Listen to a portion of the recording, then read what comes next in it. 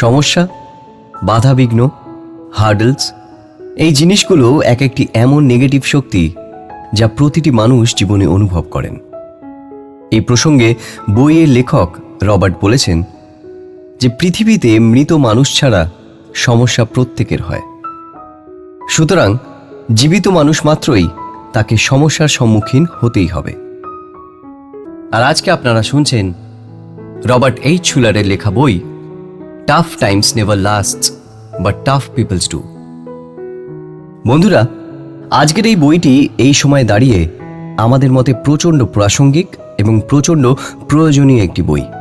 তার কারণ আজকের সমাজে প্রতিটি মানুষ প্রচণ্ড বিচলিত এবং অস্থির। প্রত্যেকটা মানুষ নিজের জীবনে উন্নতি চায়, প্রত্যেকে তার জীবনে বড় হতে চায়, অর্থ উপার্জন করতে চায়। আমরা এমন একটি সময় বসবাস করছি যে সময় আমরা প্রত্যেকে অজান্তেই ইঁদুর দৌড় প্রতিযোগিতায় প্রতিযোগী হয়ে পড়েছি, এবং এই প্রতিযোগিতার ফলে আমাদের প্রত্যেকের মনেই নানা দুশ্চিন্তা, অবসাদ, ভয়, লোভ, হিংসা, এইসব ধরনের নানা জিনিস দানা বেঁধে বসে আছে। এগুলোই আমাদের উন্নতির পথে, আমাদের প্রকৃত মানুষ হওয়ার পথে বাধা হয়ে দাঁড়িয়েছে।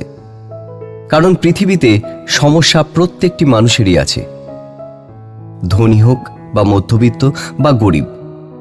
কোনো মানুষ সংসার জীবন নিয়ে অশান্তিতে রয়েছেন, কোনো মানুষ স্বাস্থ্য নিয়ে অশান্তিতে রয়েছেন, কেউ আবার তার কেরিয়ার অথবা ব্যবসায় উন্নতি নিয়ে অশান্তিতে রয়েছেন।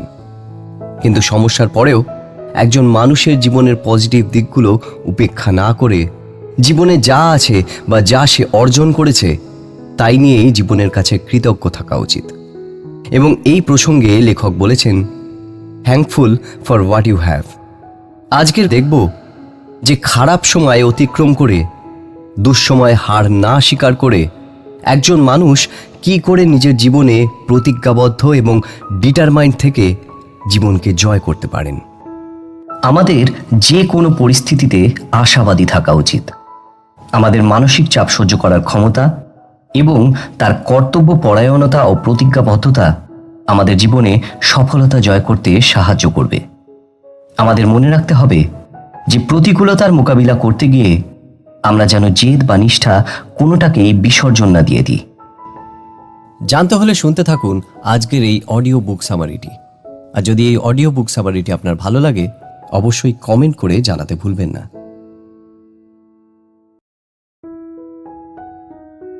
প্রথম শিক্ষা। রবার্ট শালার একটি গরিব পরিবারের সন্তান ছিলেন। তার বাবার জমি ছিল এবং সেই জমি চাষ করে তার থেকে ফসল উৎপাদন করে তাদের সংসার চলত। একটা সময় দুর্ভিক্ষের কারণে এবং ভালো বৃষ্টিপাত না হওয়ায় তাদের চাষে বেশ বড় ক্ষতি হলো এবং তাদের সংসারে আর্থিক অনটন দেখা দিল। কিন্তু তাদের পরিবারের প্রত্যেকে হাল ছেড়ে দিলেও, হতাশ হয়ে পড়লেও তার বাবা কিন্তু আশাবাদী ছিলেন এবং সব সমস্যার প্রতি, সমস্ত খারাপ জিনিসের প্রতি তার বাবার পজিটিভ পয়েন্ট অফ ভিউ ছিল। রবার্টের পরিবারের প্রত্যেকে তার বাবাকে উপদেশ দেন যে এ জমি বিক্রি করে রোজগারের জন্য অন্য কোনো উপায় ভাবার। কিন্তু তার বাবা বদ্ধপরিকর ছিলেন যে তিনি ঠিক কোনো না কোনো উপায় বের করবেনই, এবং তাদের দুশ্চিন্তার কোনো কারণ নেই, সবকিছু ঠিক হয়ে যাবে। এবং রবার্ট লিখেছেন যে তার বাবার সব সময় যে কোনো পরিস্থিতিতে এই আশাবাদী হওয়ার প্রবণতা তাকে প্রচণ্ডভাবে অনুপ্রাণিত করেছিল। পরবর্তীকালে তিনি এই বিষয়টিকে কিছুটা ঈর্ষা করতেন এবং তার জীবনের প্রথম শিক্ষা তিনি এখান থেকেই পান। নমস্কার বন্ধুরা, আমি শুভদীপ্ত ভট্টাচার্য, আর আজকে আমরা কথা বলছি tough times never lasts but tough peoples do এই বইটি নিয়ে। বন্ধুরা, আমরা অনেকেই নানান কঠিন পরিস্থিতির মধ্যে পড়ি। আমাদের প্রত্যেকেরই জীবনে উতরাই চড়াই আসে। সত্যি কথা বলতে আমরা প্রত্যেকেই নানান প্রতিকূলতার মধ্যে দিয়ে যাই, এবং এই প্রতিকূলতায় আমাদের এক একজনের এক এক রকমের প্রতিক্রিয়া হয়, এক একজনের এক এক রকমভাবে জীবনের বিবর্তন হয়। কিন্তু আমরা প্রত্যেকেই এই প্রতিকূলতার মোকাবিলা করতে গিয়ে হাঁফিয়ে উঠি, হাল ছেড়ে দিই, হতাশ হয়ে যাই। আবার অনেক ক্ষেত্রে অনেক মানুষ জীবন বিমুখ হয়ে পড়েন। কিন্তু বন্ধুরা, এই বইয়ের প্রথমেই মিস্টার শালার আমাদেরকে শেখান এবং নিজের অভিজ্ঞতা বলেন যে মানুষ কিভাবে শত কঠিন পরিস্থিতির মধ্যেও নিজেকে স্থির রেখে পজিটিভ থেকে আশাবাদী হয়ে সব বাধা পেরিয়ে সফল হতে পারে। যখন মিস্টার শালারের বাবা মারা যান তখনও পর্যন্ত কিন্তু তিনি একজন সফল মানুষ ছিলেন। তার কারণ হলো তিনি জীবনে কখনো হেরে যাননি, কোনো পরিস্থিতিতে ভেঙে পড়েননি এবং সবসময় আশাবাদী হয়ে পরিস্থিতির মোকাবিলা করেছেন। রবার্ট তার বাবাকে বর্ণনা করতে গিয়ে তার বাবার ইন্সপিরেশনের একটি লাইন শেয়ার করেন। তারা যখন দায়গ্রস্ত হয়ে পড়েছিল ও দেনাগ্রস্ত হয়ে পড়েছিল তখন ব্যাংকে তাদের যাতায়াত বাড়ে এবং সেই সময় ব্যাংকে ঝুলানো একটি ক্যালেন্ডারে লেখা একটি লাইন তার বাবার দৃষ্টি আকর্ষণ করে। প্রায় তার বাবাকে সেই লাইনটি বলতে শোনা যেত এবং সেটি বলার পরে তিনি নিজেও খুব পজিটিভ অনুভব করতেন এবং চেষ্টা করতেন প্রত্যেকের মধ্যে সেই পজিটিভ জিনিসটা ছড়িয়ে দেওয়ার। সেই লাইনটি হলো, great people are ordinary people with extraordinary determination. বন্ধুরা, এই লাইনটা তোমরা অনুভব করলে দেখবে একটা প্রচণ্ড পজিটিভিটি, প্রচণ্ড ভালো লাগা ও নতুন আশা তোমরা অনুভব করতে পারবে। সত্যি এই কথাটা কিন্তু প্রকৃতপক্ষে ন্যায্য এবং সঠিক। আজকে আমরা যাদের মহান মানুষ বলি বা যারা আমাদের আইডল বিজনেসম্যান, শিল্পপতি, বিজ্ঞানী, ডাক্তার, ইঞ্জিনিয়ার, এরা প্রত্যেকটা মানুষ কিন্তু খুব সাধারণ মানুষ, যাদের মধ্যে অসাধারণ অদম্য বা জেদ আমরা লক্ষ্য করি তাদের স্বপ্নকে হাসিল করার এবং কার্যসিদ্ধি করার। লেখক তার বইয়ের নামে এই কথাটা জোর দিয়ে বলেছেন, যে মানুষের মধ্যে জেদ আছে তার স্বপ্নকে বাস্তবায়িত করার বা কোনো কিছু পাওয়ার জন্য লক্ষ্য স্থির রাখা, তার জীবনে যতই বাধা বিঘ্ন আসুক, হয়তো সাময়িকভাবে তার জীবনে বাধা আসতে পারে, কিন্তু ঈশ্বর সর্বদা তার কাজে সহায় হন, তার গন্তব্যে পাশে থাকেন এবং বিশ্ব ব্রহ্মাণ্ড সবসময় আশীর্বাদ করে সেই মানুষটির স্বপ্ন পূরণের জন্য। রবার্টের জীবনের একটা ছোট গল্প শোনা যাক। রবার্টের বাবা তাদের ফার্ম চালানোর জন্য ব্যাংক থেকে কিছু লোন সংগ্রহ করেন। তাদের কিছু জমি বন্ধক রেখে ব্যবসার কাজ করতে শুরু করেন। কিছুদিন বাদে রবার্ট তখন তার স্কুল থেকে সদ্য ফিরছিলেন। তার বাবা গাড়ি নিয়ে হন্তদন্ত হয়ে ঘরে ঢুকে তার মাকে বললেন, তাড়াতাড়ি আমাদের জামা কাপড় ও প্রয়োজনীয় জিনিস গুছিয়ে নাও। এই শুনে প্রথমটায় সবাই স্থবির হয়ে গেছিল। স্বাভাবিকভাবেই এই সংবাদ যে কোনো মানুষের পক্ষেই গ্রহণ করা প্রচণ্ড কঠিন ও অবিশ্বাস্য। একটা কৃষিভিত্তিক গ্রামে প্রাকৃতিক দুর্যোগ যে কতটা বিপজ্জনক এবং মর্মান্তিক সেটা বলার অপেক্ষা রাখে না। বিগত কয়েক বছরে আমরা ভারতীয়রা বেশ কিছু প্রাকৃতিক দুর্যোগের ফলে সাক্ষী হয়েছি, যার ফলে আমাদের জীবনযাত্রা, বিশেষত কৃষিভিত্তিক অঞ্চলগুলিতে যে বিপুলভাবে ক্ষতিগ্রস্ত হয়েছিল তা আজও আমাদের কাছে দুঃস্বপ্নের মতো। যাই হোক, তখন মিস্টার শালার এবং তার পরিবার গাড়ি নিয়ে চলে গেলেন পাহাড়ের ওপর এক সুরক্ষিত জায়গায় এবং তার কিছুক্ষণের মধ্যেই আছড়ে পড়ল ভয়াবহ টর্নেডো এবং সেখান থেকে মিস্টার শালারের বাবা নিষ্পলক চোখে দেখতে থাকলেন কিভাবে সেই ভয়াবহ টর্নেডো তার সংসার, তার বাড়ি, গোটা গ্রামটাকে তছনছ করে দিয়ে চলে যাচ্ছে। বন্ধুরা, যে কোনো মানুষের পক্ষেই এটা দেখা প্রচণ্ড কঠিন এবং হৃদয় বিদারক। সেই মানুষটার কাছেও ঠিক তেমনই ছিল। তবুও তিনি মনে আশা নিয়ে ফিরে এলেন পরিবেশ শান্ত হয়ে যাবার পর। কিন্তু কোথায় বাড়ি, কোথায় ক্ষেত, কোথায় তাদের আশ্রয়? সমস্ত কিছু প্রকৃতি কেড়ে নিয়েছে। কিন্তু রবার্টের বাবা এত সহজে হেরে যাওয়ার পাত্র ছিলেন না। তিনি বাড়ির সামনে গাড়ি দাঁড় করিয়ে খুঁজতে লাগলেন বাড়ির মধ্যে কোনো অবশিষ্ট মূল্যবান জিনিস পাওয়া যায় কিনা। কিন্তু অবশেষে তাকে একরকম হতাশ হতে হলো, কারণ তিনি সেরকম কিছুই মূল্যবান জিনিস পেলেন না। কিন্তু যেটা তিনি পেলেন সেটা ছিল ঈশ্বরের পাঠানো সংকেত। তাদের রান্নাঘরে একটি প্লাস্টিকের মোল্ড ছিল যাতে লেখা ছিল কিপ লুকিং টু জিসাস, যেটা ভেঙে গিয়ে দেওয়ালে ঝুলেছিল তার প্রথম দুটি শব্দ, কিপ লুকিং। তার বাবা সেই মোল্ডটি বুকে জড়িয়ে ধরে ফিরে এলেন গাড়িতে এবং যে কোনো মূল্যবান রত্ন পাওয়ার থেকে 10 গুণ বেশি উৎসাহিত হয়ে তিনি সমস্যা সমাধানের পথ খুঁজতে লাগলেন। তার বাড়ি ঝড়ে উপড়ে গেছিল, ক্ষেত নষ্ট হয়ে গিয়েছিল। ওয়্যার হাউসের কোনো চিহ্নই ছিল না। তাদের 29 বছরের তিলে তিলে গড়ে তোলা সংসার, ক্ষেত, সম্পত্তি মাত্র 10 মিনিটে ধ্বংস হয়ে গিয়েছিল। শুধুমাত্র অবশিষ্ট ছিল একটি মোল্ডের অর্ধাংশ। Keep looking. রবার্টের বাবা ঈশ্বরের সংকেত অগ্রাহ্য করেননি। প্রায় 2 সপ্তাহ পর জীবন ধারণের একটি উপায় পাওয়া গেল। একটি ফার্ম হাউসের একাংশ $50 বিক্রি হচ্ছিল। তারা গিয়ে উঠলেন সেইখানে। আবার তিলে তিলে গড়ে তুলতে লাগলো তাদের সংসার। তার বাবার 8টি ক্ষেতের মধ্যে প্রায় বেশিরভাগই নষ্ট হয়ে গিয়েছিল, কিন্তু তবুও সেগুলোকে উর্বর করে চাষের উপযুক্ত করে তুললেন।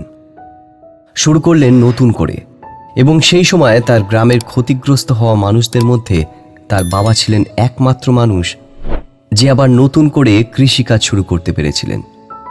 কিছু বছর পরে জিনিসের মূল্য বৃদ্ধি হওয়ায় জমির ফসল বিক্রি করে তার বাবা যথেষ্ট লাভ করেন, এবং তার বাবার মৃত্যু অবধি তাদের ব্যবসা যথেষ্ট লাভজনকভাবে চলতে থাকে। তার বাবা সফলতার গন্ধ গায়ে মেখে শান্তিতে পরলোক গমন করেন। বন্ধুরা, আপনারা অবশ্যই জানাবেন যে আপনাদের মধ্যে কেউ যদি এই পরিস্থিতিতে পড়তেন, তাহলে কি একই রকম আশাবাদী থাকতেন নাকি ভেঙে পড়তেন? আমার তো মনে হয় আমি ভেঙে পড়তাম।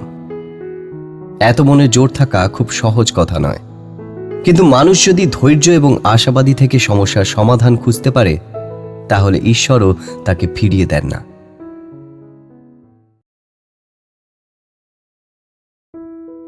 আপনি কি জীবিত? আমি ধরে নিতে পারি আপনাদের প্রত্যেকের জীবনেই কিছু না কিছু সমস্যা আছে। আমাদের এক একজনের এক এক রকম দৃষ্টিভঙ্গি দিয়ে হয়তো অন্যের সমস্যাটাকে ছোট বা বড় বলে দিই। আসলে সমস্যা প্রত্যেকেরই আছে। নমস্কার বন্ধুরা, আমি শুভদীপ্ত ভট্টাচার্য, আর আজকে আমরা কথা বলছি tough times never lasts but tough peoples do এই বইটি নিয়ে। আপনাদের মধ্যে অনেকেই আছে যারা এখনো আনএমপ্লয়েড, এবং আপনারা হয়তো ভাবছেন যে একটি চাকরি পাওয়া মানেই জীবনের সব থেকে বড় সাফল্য। আসলে ব্যাপারটা এমন নয়। তোমরা যদি তোমাদের বন্ধু বা বাচ্চাদের দেখো, বা যারা চাকরি করছে, তুমি যদি তাদের সঙ্গে কথা বলো, তাহলে দেখতে পাবে যে তাদের জীবনেও কিন্তু সমস্যার অভাব নেই। কোনো না কোনো সমস্যা বা অসুবিধা তাদের জীবনেও আছে। প্রত্যেকের জীবনেই থাকে, শিশু থেকে বৃদ্ধ। প্রত্যেকটা মানুষই কিছু না কিছু জিনিস নিয়ে স্ট্রাগল করছে। ছোটবেলায় আমাদের অনেকেই, অর্থাৎ যারা ওই পরীক্ষার 1 মাস আগে থেকে কোমরে গামছা বেঁধে নেমে পড়তাম গোটা সিলেবাসটা কমপ্লিট করতে, তাদের কাছে সেই সময় জীবনের সবচেয়ে বড় স্ট্রাগল ছিল মোটামুটিভাবে পাশ করে যাওয়া। এখন হয়তো ভাবলে মনে হবে যে সেগুলো তো নিতান্তই ছোট ব্যাপার, কিন্তু আমরা যদি সেই সময় পিছিয়ে গিয়ে নিজেদেরকে আবার ছাত্রাবস্থায় দাঁড় করাই, তাহলে অনুভব করব সেই সময় আমাদের কাছে সেই বিষয়টাই ছিল পর্বত পার করার মতন কঠিন। এই বইটাতে রবার্ট নানান সফল মানুষের অসাধারণ অভিজ্ঞতা দিয়েছেন, এবং এর মাধ্যমে তিনি এটাই প্রমাণ করতে চেয়েছেন যে আমরা যদি কোনো কিছু করব বলে মনস্থির করে ফেলি, তাহলে আমাদের সে বিষয়ে জয় অবশ্যম্ভাবী। রবার্ট বলেন ক্যারলের কথা। বছর 13-র একটি মেয়ে, যার ফুটবল খেলতে খুব ভালো লাগত, কিন্তু অ্যাক্সিডেন্টে তার একটি পা বাদ চলে যায়।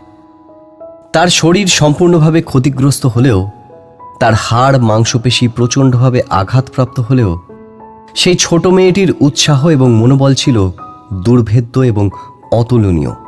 মেয়েটি বলেছিল যে তার স্কুলের ফুটবল টুর্নামেন্টে সে বছর সে নাম দেবে।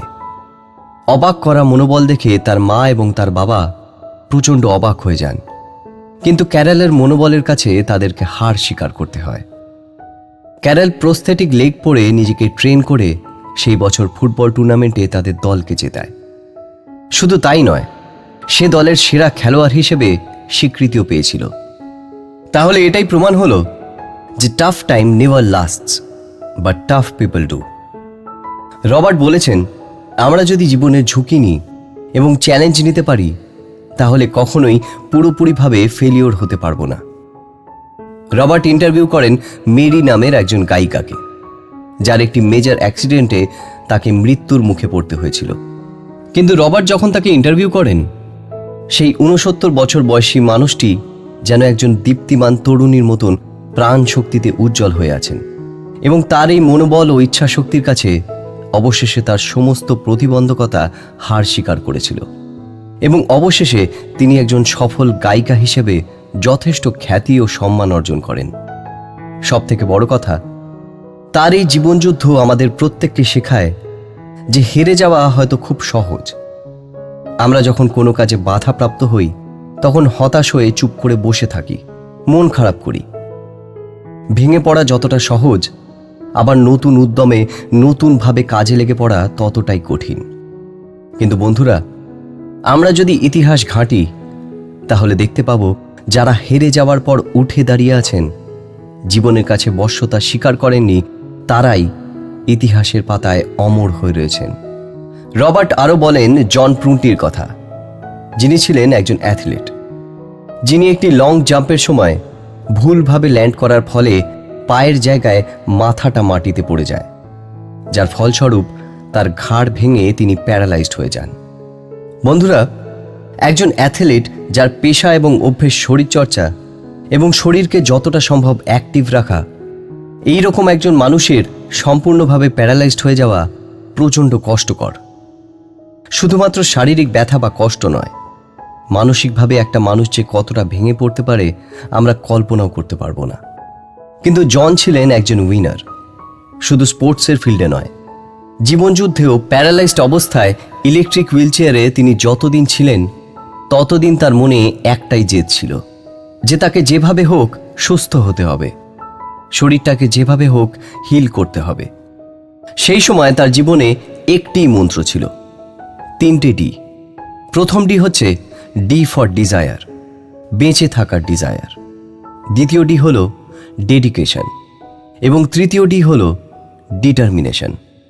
বর্তমান সময়ে তিনি একজন সফল মানুষ, একজন ব্যবসায়ী এবং একজন কাউন্সিলরও বটে, যিনি মানুষকে প্রতিদিন প্রতিনিয়ত বেঁচে থাকার মন্ত্র শেখান, উৎসাহ দেন, আশা দেন এবং সাহস দেন। বন্ধুরা, এরকম আরও অনেক উদাহরণ আমাদের চোখের সামনে ঘুরে বেড়াচ্ছে। আমরা যদি আমাদের আশেপাশে তাকাই, তাহলে এরকম অনেক মানুষ আছেন যারা নানান রকম প্রতিবন্ধকতা সত্ত্বেও নিজের জীবনে ঘুরে দাঁড়িয়ে সমস্ত প্রতিবন্ধকতাকে জয় করেছেন এবং সফল হয়েছেন। আপনারা ভাবুন তো, পৃথিবী বিখ্যাত সুরকার বেটোফেন, যার সুর একটি গোটা সভ্যতাকে চিহ্নিত করেছিল, একজন জিনিয়াস যার সুর বাঁধার কাজ, তিনি একসময় কালা হয়ে যান বলা হয়।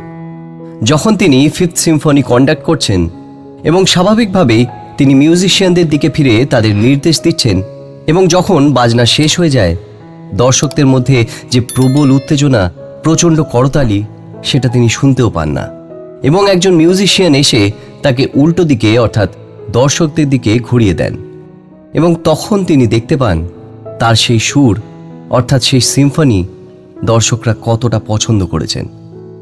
রবার্টের বাবা খুব সুন্দর এবং মজার একটি উদাহরণ দিতেন, মানুষের সঙ্গে আলুর।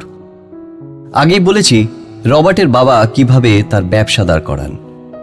তার উন্নতি দেখে তাকে একজন জিজ্ঞাসা করেন, আপনার ক্ষেতে যে আলু চাষ হয় তা বাজারে এত বিক্রি হয় কেন, আর অন্যান্য ক্ষেতের আলু তো এত বিক্রি হয় না?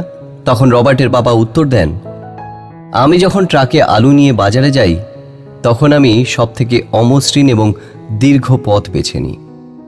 রাস্তা এবড়োখেবড়ো হলে গাড়িতে ঝাঁকুনি হয়, এবং তার ফলে আলুর বস্তাতেও ঝাঁকুনি লাগে।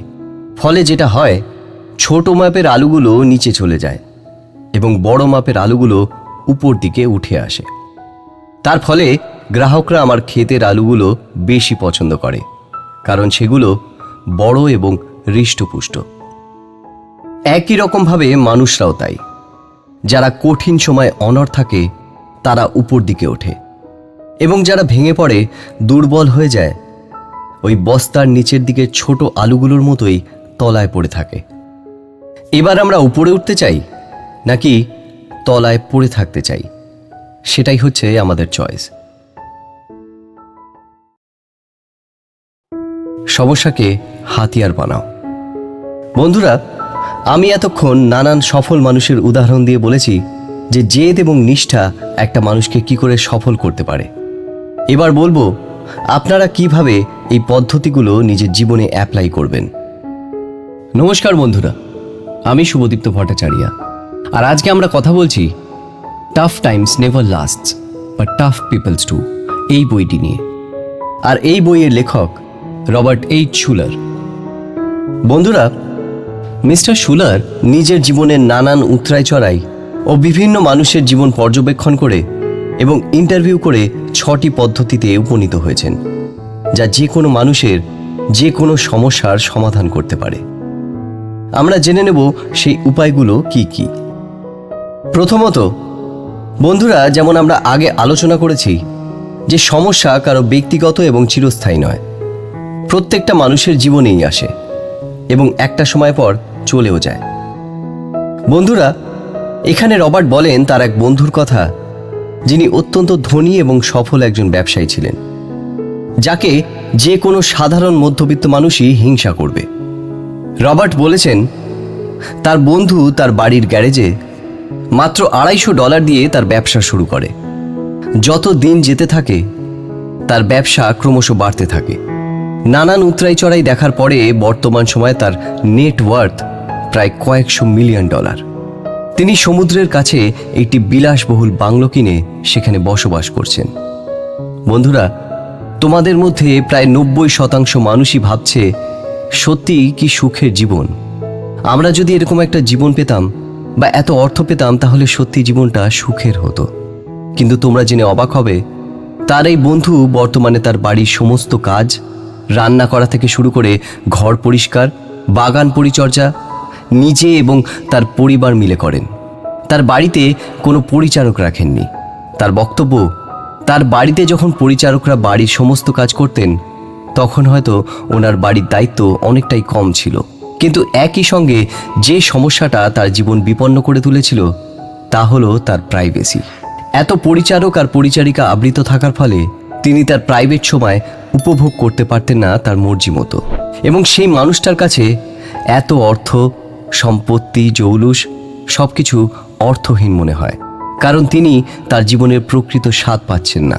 ঠিক তেমনই ধরুন, যে মানুষটা একজন মাউন্টেন ক্লাইম্বার, যদি সে পাহাড়ে চড়তে চড়তে যে কোনো সময় খাদে পড়ে যাওয়ার সম্ভাবনায় একটু সাবধানী হয়ে আছেন, একটা বাধা তাকে সবসময় যেন তাড়া করে বেড়াচ্ছে, কিন্তু যেই মুহূর্তে সব বাধা পেরিয়ে তিনি পরবর্তী ঘরে পা দেবেন তখন তার যে মুক্তির অনুভূতি, স্বর্গীয় সুখ, তা হয়তো পৃথিবীর সব ধন সম্পত্তি এক করলেও পাওয়া যাবে না।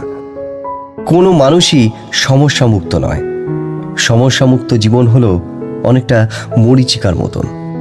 আমরা কোনো সমস্যায় পড়লে মনে করি এই সমস্যা থেকে বেরোলেই জীবনটা হয়তো সমস্যামুক্ত হয়ে যাবে, আর কোনো ভাবনা থাকবে না।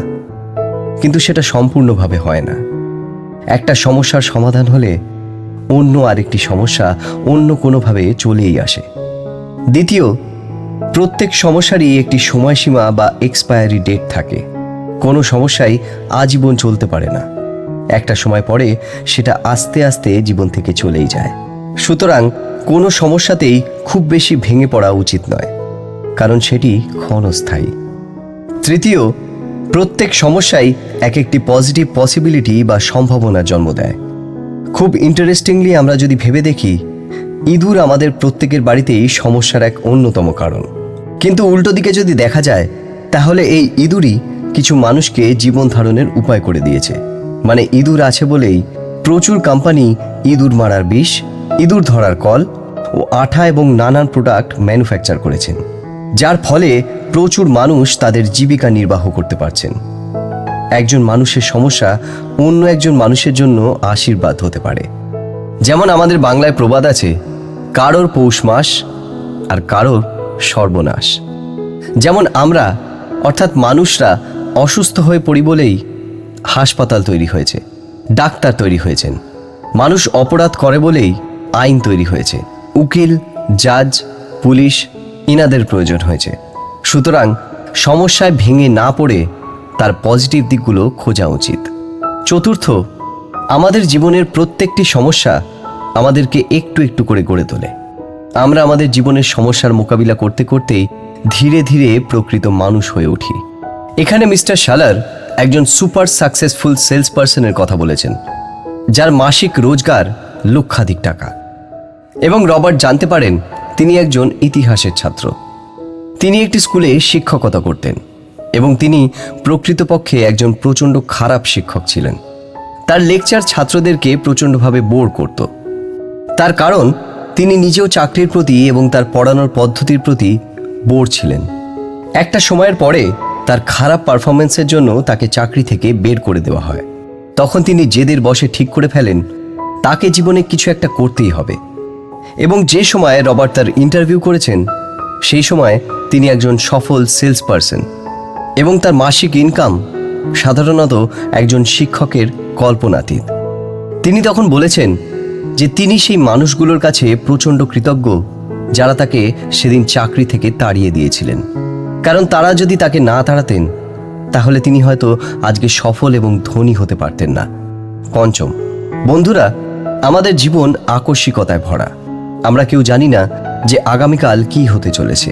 আমরা কে বেঁচে থাকব, কে অসুস্থ হয়ে পড়ব, বা কেউ থাকবই কিনা তা আমরা কেউ জানি না। এবং শুধু তাই নয়, আমাদের জীবনে নানান আকস্মিক ঘটনা দমকা হাওয়ার মতন আসে এবং আমাদের জীবনটাকে, আমাদের হিসাব ওলট পালট করে দিয়ে চলে যায়।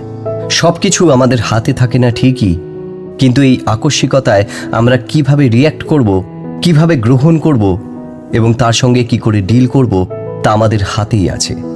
আপনারা অনেকে হয়তো বলবেন যে এমন অনেক আঘাত আকস্মিকভাবে আসে যখন আমরা লজিক্যালি ভাবতে পারি না। আমাদের পজিটিভ থিঙ্কিং, আশাবাদী মনোভাব সব এলোমেলো হয়ে যায়।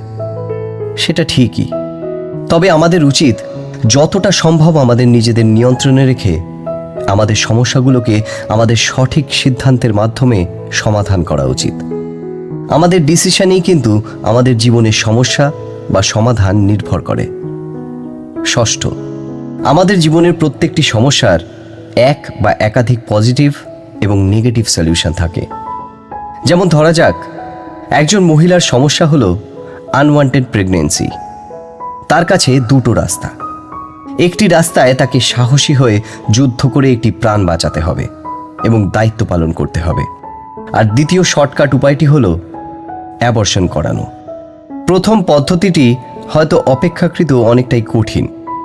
তাতে হয়তো সমাজে তাকে অনেক বচসা, সমালোচনা, নিন্দে সহ্য করতে হবে, তবে অবশেষে সাফল্যের গর্ব আছে।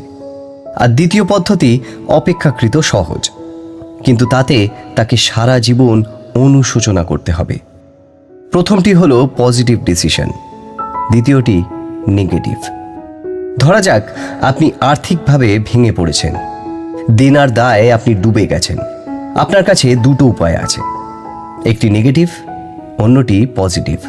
আত্মহত্যা, নেশায় ভুলে থাকা, এগুলো সবই নেগেটিভ, এগুলো কোনো সমাধান নয়। আবার অন্যদিকে আপনি যদি অসৎ পথে টাকা রোজগার করে আপনার দেনা শোধ করেন তাহলে তাতেও আপনাকে ফল ভোগ করতে হবে। আপনার আত্মসম্মান, শিক্ষা সব ধূলিসাৎ হয়ে যাবে। সুতরাং পজিটিভ পথটি হলো আপনাকে আবার জীবনযুদ্ধে ফিরে শূন্য থেকে শুরু করতে হবে, নিজেকে আবার প্রতিষ্ঠিত করে জীবন স্রোতে ফিরে আসতে হবে। দ্বিতীয়টি হয়তো অপেক্ষাকৃত অনেকটাই কঠিন, তবে পজিটিভ ডিসিশন মানুষকে সফল করে এবং তা দীর্ঘস্থায়ী। আমি বলছি না যে পজিটিভ ডিসিশন 100% সমস্যার সমাধান করে দেবে, তবে বেশিরভাগ ক্ষেত্রেই তা কার্যকরী হয়। রবার্ট বলেছেন, if you can't solve the problem, manage it. এমন যদি হয় যে আপনারা কোনো একটি সমস্যার উপায় খুঁজে পাচ্ছেন না, তাহলে তাকে ক্রিয়েটিভলি ম্যানেজ করুন। কিন্তু কিভাবে করবেন? তার জন্য রবার্ট 12টি পদ্ধতি বলেছেন। Problem solving. বন্ধুরা, আমরা সমস্যার কথা তো শুনলাম, সবার জীবনে যে সমস্যা আছে সেটা জানলাম, এবং নানান মানুষের নানান সমস্যা থেকে রেজলিউশনের কথাও জানলাম। এবার আমরা জানব যে আমাদের জীবনের এক একটি সমস্যাকে আমরা কি করে নির্মূল করতে পারবো। মিস্টার শুলার তার বইতে সমস্যা সমাধান করার 12টি উপায় বলেছেন। প্রথম, আমাদের মধ্যে কিছু মানুষ আছে যারা সমস্যা নিয়ে অত্যন্ত হতাশ হয়ে পড়েন, এবং কিছু মানুষ আছেন যারা সমস্যা হওয়ার আগে সেটাকে নিয়ে খুব একটা মাথা ঘামান না। অর্থাৎ ধরে নিন আপনার ওজন মোটামুটি ঠিকঠাক। এবার আপনি ভাবছেন আমার ওজন কিন্তু ঠিকই আছে, সুতরাং আমার ডায়েট করার কোনো দরকার নেই। বিষয়টা কিন্তু মোটা হওয়ার নয় বন্ধুরা, বিষয়টা হলো হেলদি লাইফস্টাইলের। আপনি যদি হেলদি লাইফস্টাইল না মেনে চলেন তাহলে সময়ের সঙ্গে সঙ্গে আপনার স্বাস্থ্য খারাপ থাকবে।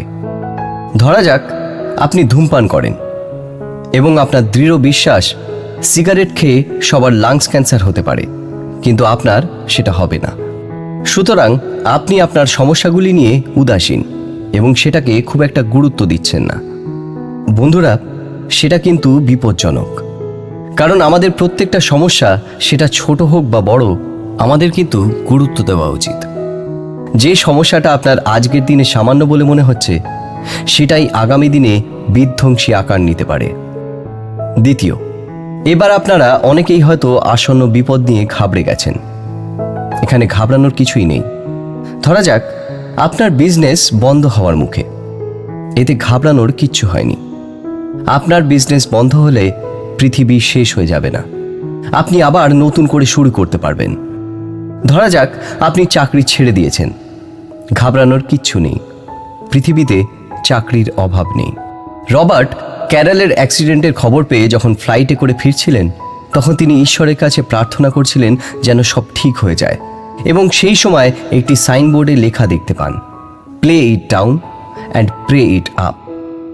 তার কাছে এই লেখাটি দৈব বাণীর মতো ছিল। তিনি মনে মনে বুঝলেন যে ঈশ্বর তাকে বলতে চাইছেন যে ক্যারলের তো জীবন সংশয় হয়নি, কোনো অর্গান ফেলিওর হয়নি, দুটো পা নষ্ট হয়ে যায়নি। একটু একটু করে সমস্যার পজিটিভ দিকগুলো দেখতে থাকলেন এবং মনোবলটা আবার ফিরে পেলেন। আমাদের জীবনের সবথেকে বড় শত্রু হলো ভয়, আবার এই ভয় আমাদের বাঁচিয়েও রাখে। রবার্ট বলেছেন, বেশিরভাগ মানুষ নিজের ভয়কে জয় করার যুদ্ধে হেরে যান এবং তার ফলেই তারা জীবনে অসফল হয়ে থাকেন। এটা কাটিয়ে ওঠার জন্য 3টি গুরুত্বপূর্ণ কথা তিনি উল্লেখ করেছেন। Try, start, begin. চেষ্টা করো, প্রথম পদক্ষেপ নাও এবং শুরু করো। দেখবে ভয়ের আধার কেটে গিয়ে সমাধানের সঠিক রাস্তায় বেরিয়ে পড়বে। তৃতীয়, হাত গুটিয়ে বসে থাকলে ঈশ্বর সমস্যার সমাধান করে দেবেন না। বন্ধুরা, ধৈর্য প্রত্যেকটা মানুষেরই খুব বড় একটা গুণ, কিন্তু কোনো মানুষ যদি চুপচাপ বসে থেকে আশা করেন যে ভগবান তাদের সমস্যার সমাধান করে দেবেন, তাহলে সেটা নিতান্তই বোকামি হবে। কোনো সমস্যা যদি নিজে থেকেই সমাধান হয়ে যায়, তাহলে সেটা একটা বোনাস, কিন্তু তার মানে এই নয় যে আমরা সেটি সলভ করার চেষ্টা করব না। চতুর্থ, মানুষের সবথেকে বড় একটি দোষ হলো মানুষ নিজের ভুল স্বীকার করে না। বেশিরভাগ ক্ষেত্রেই কোনো একটি ব্যর্থতাকে ঢাকতে সিস্টেমকে বা অন্য মানুষকে দোষারোপ করে। রবার্টকে বিখ্যাত বাস্কেটবল কোচ জন উডেন বলেছিলেন, যেই মুহূর্তে আমরা নিজেদের সমস্যার জন্য অন্যকে দোষারোপ করতে থাকব, সেই সময় থেকেই আমাদের হেরে যাওয়ার পর্ব শুরু হয়। রবার্ট বলেছেন, দোষটা কার সেটা নির্ধারণ করার থেকে বেশি গুরুত্বপূর্ণ সেই সমস্যার সমাধান করা। পঞ্চম, আমাদের নিজেদের স্কিলের ওপর কাজ করা উচিত, তাতে আমাদের বুদ্ধি আরও ধারালো হয়। তার দিকে খেয়াল রাখা উচিত। আপনারা আপনাদের সমস্যাগুলোকে চিহ্নিত করুন, যে সমস্যাগুলো আসলে কি। চাকরি পাওয়া নাকি স্বাধীনতা, রোজগার নাকি বোর্ডাম থেকে মুক্তি। প্রায় বেশিরভাগ ক্ষেত্রেই নিজের সমস্যাকে চিহ্নিত করতে পারলেই 80% কাজ হয়ে যায়। ষষ্ঠ, আমাদের সবসময় নিজেদেরকে মোটিভেট করে রাখতে হবে। মানে আমরা জানি যে কোনো সমস্যা সমাধানের সময় সবথেকে কঠিন কাজ হলো প্রথম পদক্ষেপ, এবং সেটা করতে গিয়েই সবাই পিছিয়ে যান, ভয় পান, দুর্বল হয়ে পড়েন। মানে আমরা প্রত্যেকেই জীবনে একবার না একবার ওই আগামীকাল থেকে মর্নিং ওয়াকে যাব বলে এলাম, কিন্তু ভোরবেলা অ্যালার্ম সাইলেন্ট করে ঘুমিয়ে পড়েছি। সুতরাং নিজেকে ফিট রাখার যে সিদ্ধান্ত, তার প্রথম পদক্ষেপ নিতে আমরা পিছিয়ে গেলাম। সুতরাং আমাদের সমস্যা চিহ্নিত করার পর নিজেকে সবথেকে বেশি মোটিভেট করতে হবে, যাতে আমরা আমাদের সিদ্ধান্তে অটুট থাকি এবং সেটা সমাধান না হওয়া অবধি কিছুতেই দুর্বল হব না।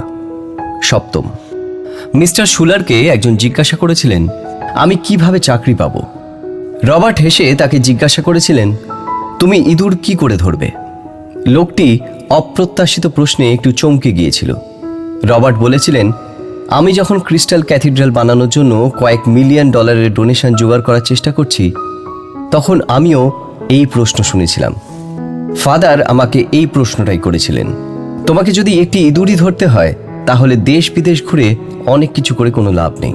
খুব স্বাভাবিকভাবে তোমাকে একটি ইঁদুর ধরার খাঁচা কিনতে হবে এবং ইঁদুরের গর্তের সামনে রেখে দিতে হবে। ঠিক একই রকমভাবে তোমাকে জানতে হবে কোন কোম্পানিতে ভ্যাকেন্সি আছে, তোমার ইন্টারেস্ট যেই ফিল্ডে আছে সেই ফিল্ডের কোনো কোম্পানি ভালো জব প্রোভাইড করছে কিনা। তারপর সেই কোম্পানির কাছে গিয়ে তুমি তোমার টোপ ফেলো এবং স্বীকার করো। অষ্টম, বন্ধুরা, তোমাদের মধ্যে অনেকেই হয়তো কোনো একটি বিশেষ মানুষকে জীবনসঙ্গী করতে চাও এবং তাকে পাওয়ার জন্য তোমরা যতটা দুঃসাহসী হওয়া যায় হতে রাজি আছো। ঠিক একইভাবে তোমাদের সমস্যা সমাধানের জন্য এতটাই বেপরোয়া হতে হবে। কোনো চাকরির জায়গায় দরখাস্ত করতে চাও এবং সেখান থেকে কোনো রেসপন্স আসছে না, তাহলে বারবার সেখানে নক করো, বারবার অ্যাপ্লাই করো, সিভি পাঠাও এবং আমরা যদি ক্রমাগত চেষ্টা করতে থাকি তাহলে একদিন না একদিন ঠিক সাফল্য পাবো, সেটা কাছের মানুষকে পাওয়াই হোক বা সমস্যার সমাধানই হোক। নবম, যে কোনো সমস্যারই একটা পজিটিভ দিক হলো সেটা আমাদের কোনো না কোনো শিক্ষা দেয় এবং বুদ্ধিমান মানুষ সেই হয় যে সমস্যায় ভেঙে না পড়ে, দুশ্চিন্তা না করে সেই সমস্যাকে সিঁড়ি বানিয়ে ওপরে উঠে যায়। দশম, বন্ধুরা, আমাদের মধ্যে বেশিরভাগ মানুষই অসফল হন নির্বুদ্ধিতা, প্রতিভার অভাব বা সুযোগের অভাবের জন্য নয়। বেশিরভাগ মানুষই সফলতার জন্য উপযুক্ত এফর্ট দেন না এবং তারপর তার জন্য সিস্টেম বা অন্য কাউকে দোষারোপ করেন। আমরা যদি 100% ডেডিকেশন দিয়ে চেষ্টা করি তাহলে কোনো কিছুই হওয়া অসম্ভব নয়। একাদশ, আমাদের সবথেকে বড় বাধা হলো আমরা নিজেদের সমস্যার বিষয়, ক্রাইসিসের বিষয় সমাজের কাছে বা মানুষের কাছে পৌঁছে দিয়ে তা আদায় করতে পারি না। আপনার যদি কোনো একটি মানুষের সঙ্গে সমস্যা হয় তাহলে সরাসরিভাবে তার সঙ্গে কথা বলুন। নিজের অহংকার বজায় রাখলে কখনো কোনো সমস্যার সমাধান হবে না। তবে হ্যাঁ, আত্মসম্মান থাকাটা অবশ্যই প্রয়োজনীয়, তাহলে প্রকৃত মানুষ হিসেবে আপনার স্বীকৃতি থাকবে না। দ্বাদশ, সর্বশেষে মিস্টার শালার বলেছেন, আমাদের নিজেদেরকে সমস্যা থেকে গুটিয়ে না রেখে সমস্যার সামনে মেলে ধরা উচিত। পজিটিভ অ্যাপ্রোচের মাধ্যমে সমস্যার সামনে নিজেদেরকে তুলে ধরা উচিত। মনে সাহস নিয়ে এবং প্রয়োজনে অন্যের সাহায্য নিয়ে তার সমাধান করা উচিত। বন্ধুরা, মানুষ জেদের বশবর্তী হয়ে অসম্ভবকে সম্ভব করে দেখিয়েছে। হিমালয়ে ওঠা, মহাকাশে পাড়ি দেওয়া, একের পর এক এবং সঠিক পথে সঠিকভাবে জেদ থাকলে মানুষ কখনো ব্যর্থ হতে পারে না। রবার্ট শুলারেরও তাই মত। তিনি তার জীবনের প্রত্যেকটি সমস্যা, বাধা প্রচণ্ড দক্ষতার সাথে এবং জেদের বশবর্তী হয়ে সমাধান করেছেন, যা একটি দৃষ্টান্ত। তার বাবার মতো তিনিও ছিলেন প্রচণ্ড আশাবাদী একজন মানুষ, যিনি অসম্ভব কোনো কাজের মুহূর্তেও আশাবাদী হয়ে সমাধানের আপ্রাণ চেষ্টা করতেন এবং স্বাভাবিকভাবেই যে সততার সাথে সমাধানের চেষ্টা করে তার জয় নিশ্চিত। তিনি জীবনের কিছু কঠিন মুহূর্তে অসম্ভব কিছু সমস্যার সম্মুখীন হয়ে সেগুলোকে সম্ভব করার জন্য তার মতন করে কিছু মজার নিয়ম তৈরি করেন। এখন আমরা সেই মজার নিয়মের কথাই বলবো। 1955 সালে রবার্টকে ক্যালিফোর্নিয়ায় একটি চার্চ তৈরি করার কথা বলা হয়। রবার্ট আবারও সমস্যার মধ্যে পড়েন, কারণ যেই অর্থ সাহায্যকারী সংস্থা দিয়েছিলেন তা খুবই সামান্য এবং রবার্টের স্বপ্ন ছিল একটা বড় মনিউমেন্ট তৈরি করার, যার নাম তিনি স্থির করেছিলেন টাওয়ার অফ হোপ। সেই সময় সেই সামান্য অর্থে উপযুক্ত প্লটও ঠিকঠাকভাবে কেনা যাচ্ছিল না। রবার্ট একদিন ক্যাফেতে বসে তার স্ত্রীর থেকে একটি কলম নিয়ে সামনের ন্যাপকিনে লিখে ফেলেন 10টি সম্ভাব্য পদক্ষেপ, যার মাধ্যমে সে কাজটি শুরু করতে পারবে অথবা শুরু করার কথা ভাবতে পারবে। অদ্ভুতভাবে তার 10টা পয়েন্ট লেখার পরেই ম্যাজিকের মতো তার মনে হতে থাকলো যে কাজটাকে এতক্ষণ সে অসম্ভব ভাবছিল সেটা একটু চেষ্টা করলে এবং একটু বুদ্ধি খাটিয়ে করলেই সম্ভব হবে। অবশেষে সম্ভব হলো এবং তৈরি হলো টাওয়ার অফ হোপ। ব্যাপারটাকে আরেকটু উদাহরণ দিয়ে আরেকটু বিস্তারিতভাবে বলা যাক। টাওয়ার অফ হোপ তৈরির পরে রবার্টের মনে হলো যে টাওয়ারের উপরে একটি চ্যাপেল হলে যথার্থ হবে। তরুণ তরুণীদের বিবাহের জন্য একটা জায়গা থাকবে অন্তত, যেখান থেকে তারা সামনের বিস্তীর্ণ পাহাড় এবং অসাধারণ প্রাকৃতিক সৌন্দর্য উপভোগ করতে পারবে এবং আনন্দের সাথে জীবন শুরু করতে পারবে। তিনি সবসময় চাইতেন মানুষ যাতে প্রকৃতির কাছাকাছি থাকতে পারে, কারণ তার থেকে বড় সৌন্দর্য পৃথিবীতে আর কিচ্ছু নেই। কিন্তু স্বপ্ন দেখার সাথে সাথে কোনো কিছু তৈরি করতে গেলে অর্থের দরকার হয়। সেই সময় তার ফান্ডে অর্থের পরিমাণ ছিল $25 এবং সেই চ্যাপেলটি তৈরি করতে গেলে প্রায় $10 লক্ষ অর্থাৎ $1 মিলিয়ন লাগবে। তার কথা তিনি কয়েকজনকে বলতেই তারা খুব স্বাভাবিকভাবেই প্রশ্ন করল যে এত টাকা কোথা থেকে পাবে। তিনি খুব স্বাভাবিকভাবেই হেসে উত্তর দিলেন যে $25 তো আছেই, আর মাত্র বাকি $99,975। তারপরে তিনি তার ফর্মুলা অনুযায়ী কাগজ কলম নিয়ে বসে গেলেন 10টি পয়েন্ট তৈরি করতে। সেখানে তিনি লিখলেন সম্ভাব্য রাস্তা, কিভাবে ফান্ড বাড়ানো সম্ভব। তিনি পাতার উপরে লিখলেন $10 লক্ষ। তার নিচে লিখলেন 1 নম্বর, একজন মানুষ জোগাড় করো যে $10 লক্ষ দেবে। 2 নম্বর, 2 জন মানুষ জোগাড় করো যারা $5 লক্ষ দেবে। 3 নম্বর, 4 জন মানুষ জোগাড় করো যারা $2.5 লক্ষ দেবে। 4 নম্বর, 10 জন মানুষ জোগাড় করো যারা $1 লক্ষ দেবে। 5 নম্বর, 20 জন মানুষ জোগাড় করো যারা $50,000 দেবে। 6 নম্বর, 40 জন মানুষ জোগাড় করো যারা $25,000 দেবে। 7 নম্বর, 50 জন মানুষ জোগাড় করো যারা $20,000 দেবে। 8 নম্বর, 100 জন মানুষ জোগাড় করো যারা $10,000 দেবে। 9 নম্বর, 200 জন মানুষ জোগাড় করো যারা $5,000 দেবে। 10 নম্বর, 1000 জন মানুষ জোগাড় করো যারা প্রত্যেকে $1,000 করে দেবে। কিন্তু তবুও তার প্রফেশনাল ফান্ডরেজার তাকে বললেন কেউ তাকে $1,000 বা দেবে কেন। রবার্ট ভেবে দেখলেন কথাটা খুব অযৌক্তিক নয়। তিনি ভেবে নিয়ে বললেন যে 1 বছরে অন্তত কয়েকটা ফ্যামিলি থেকে যদি $10,000 জোগাড় করা যায়, তবে 10 বছরে তারা তাদের প্রয়োজনীয় অর্থ সংগ্রহ করতে পারবে এবং তিনি তার স্বপ্ন পূরণ করার জন্য 10 বছর অপেক্ষা করতে পারবেন। আরও একটি ছোট্ট উদাহরণ দেওয়া যাক। রবার্ট একবার মিশিগানের একটি সেমিনার অ্যাটেন্ড করেন, যে সেমিনারের টপিক ছিল আনএমপ্লয়মেন্ট প্রবলেম। সেই সময় সেখানে 25,000 জন আনএমপ্লয়েড মানুষ ছিলেন। তিনি তার স্বভাবসিদ্ধ ভঙ্গিমায় তার ফর্মুলায় বোর্ডের মধ্যে 10টি সমাধানের সম্ভাবনা লিখলেন, যেগুলো হলো 1 নম্বর, একটি কোম্পানি নিয়ে এসো যে 25,000 নতুন জব দেবে। 2 নম্বর, 2টি কোম্পানি নিয়ে এসো যারা 12,500টি জব দেবে। 3 নম্বর, 5টি কোম্পানি নিয়ে এসো যারা প্রত্যেকে 5,000 জনকে হায়ার করবে। 4 নম্বর, 10টি কোম্পানি নিয়ে এসো যারা প্রত্যেকে 2,500 জনকে হায়ার করবে। 5 নম্বর, 50টি কোম্পানি নিয়ে এসো যারা 500 জনকে নতুন জব দেবে। 6 নম্বর, 100টি কোম্পানি নিয়ে এসো যারা 250 জনকে নতুন জব দেবে। 7 নম্বর, 200টি কোম্পানি নিয়ে এসো যারা 125টি নতুন জব দেবে। 8 নম্বর, 250টি কোম্পানি নিয়ে এসো যারা 100 জনকে হায়ার করবে। 9 নম্বর, 500টি কোম্পানি নিয়ে এসো যারা 50 জনকে হায়ার করবে। 10 নম্বর, 1000টি কোম্পানি নিয়ে এসো যারা 25টি নতুন জব দেবে। তার এই উপদেশ শুনে অনেকেই ঠাট্টা তামাশা করেছিল এবং জানতে চেয়েছিল যে কিভাবে এতগুলো কোম্পানি বা একটি কোম্পানির এতগুলো জব অফার সে পেতে পারবে। রবার্ট বলেছিলেন, হয়তো কাজটি একটু কঠিন, তবে তোমাদেরকে বাইরে শহরে গিয়ে বড় কোম্পানিগুলোকে কনভিন্স করতে হবে যাতে তারা তোমাদের শহরে নিজেদের ব্রাঞ্চ খোলে। গভর্নমেন্টের কাছে অ্যাপিল করতে হবে যাতে তারা সরকারি কোম্পানিতে নিয়োগ করা এমপ্লয়ের সংখ্যা বাড়ান। স্টার্টআপ বিজনেসের ট্যাক্স কমানো যাতে তারা এমপ্লয়ীদের সংখ্যা বাড়াতে পারে। প্রত্যেকটি স্টার্টআপ কোম্পানিকে অনুরোধ করা অন্তত 25টি জব অপরচুনিটি রাখতে। আসলে তিনি নানান উদাহরণ এবং ফর্মুলার মাধ্যমে সবাইকে বোঝাতে চেয়েছেন এবং নিজেও বিশ্বাস করতে চেয়েছেন যে চেষ্টা থাকলেই যে কোনো অসম্ভব কাজকে সম্ভব করা যায়। বিশ্বাসের জন্য গণনা করুন, যাতে 10টি পর্বত সরাতে পারেন এবং জয় নিশ্চিত করতে পারেন। বিশ্বাস করার চেষ্টা করেছেন এবং এখনো আপনি বেকার। আপনি কি মনে করেন যে আপনি আপনার সমস্যার প্রতি বিশ্বাস প্রয়োগ করেছেন?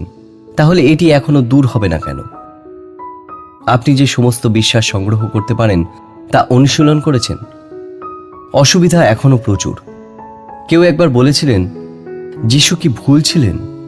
তিনি কি ভুল করেছিলেন যখন তিনি বলেছিলেন, তোমার যদি নিজের মনের জোর ও ইচ্ছা শক্তির ওপর প্রবল বিশ্বাস থাকে, আর তখন যদি তুমি পাহাড়কে বলো এখান থেকে ওখানে সরে যেতে, তাহলে সে সরে যেতে বাধ্য হবে এবং তোমার পক্ষে কিছুই অসম্ভব হবে না। বিশ্বাস প্রকৃতপক্ষে কল্পনাযোগ্য সর্বশ্রেষ্ঠ অলৌকিক কার্যকরী শক্তি। বিশ্বাস কখনো একজন ব্যক্তিকে ব্যর্থ করে না। আমরা ব্যর্থ হই যখন আমরা আমাদের বিশ্বাসকে ছেড়ে দিই। যাই হোক, আমরা যদি বিশ্বাসের 5টি ধাপের যে কোনো একটিকে কেটে ফেলি, তবে চূড়ান্ত ফলাফলের সময় আমরা হতাশই হব।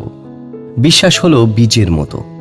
একটি বীজ রোপণ না হলে একটি ফল দিতে পারে না, কিন্তু রোপণ মাত্র প্রথম একটি ধাপ। বীজে জল না দিলে তা ফুটবে না। অঙ্কুরোদ্গম হলো দ্বিতীয় পর্যায়। একবার বীজ রোপণ এবং জল দেওয়া হলে বৃদ্ধি শুরু হবে, কিন্তু উদ্ভিদকে পুষ্ট না করলে তা পূর্ণ পরিপক্কতায় পৌঁছায় না, আর সে ফুলও দেবে না। এই ফুল ফোটা হলো তৃতীয় পর্যায়। এরপর ফল ধরা এই চক্রের চতুর্থ পর্যায়। বীজ রোপণ থেকে ফসল কাটা পর্যন্ত 5টি পর্যায়ে এই বিশ্বাসের চক্রটি সম্পূর্ণ হয়। 1 নম্বর, নেস্টিং ফেজ। নার্সিংয়ের প্রথম পর্যায় হল নেস্টিং, অর্থাৎ বাসা বাঁধার পর্যায়। তখনই পাখির নিড়ে ডিম জমা হওয়ার মতো একটি ধারণা মনে আসে। কিছু মানুষের বিশ্বাসেই এই প্রথম ধাপটি অনুভব করে। অনেক লোকের জন্য বিশ্বাস কখনোই বাসা বাঁধার পর্যায়ে যায় না। এই ধারণাটি গুরুত্ব সহকারে মনের মধ্যে দিয়ে নিয়ে যেতে হয়। কোনো ধারণাই অন্তর্নির্মিত সমস্যা ছাড়া হয় না, কিন্তু বিশ্বাস রাখতে হবে যে একটি ধারণার ইতিবাচক সম্ভাবনা অব্যাহত সমর্থন পাওয়ার জন্য যথেষ্ট শক্তিশালী। আমি যে আমাকে দেখি, আমি হব।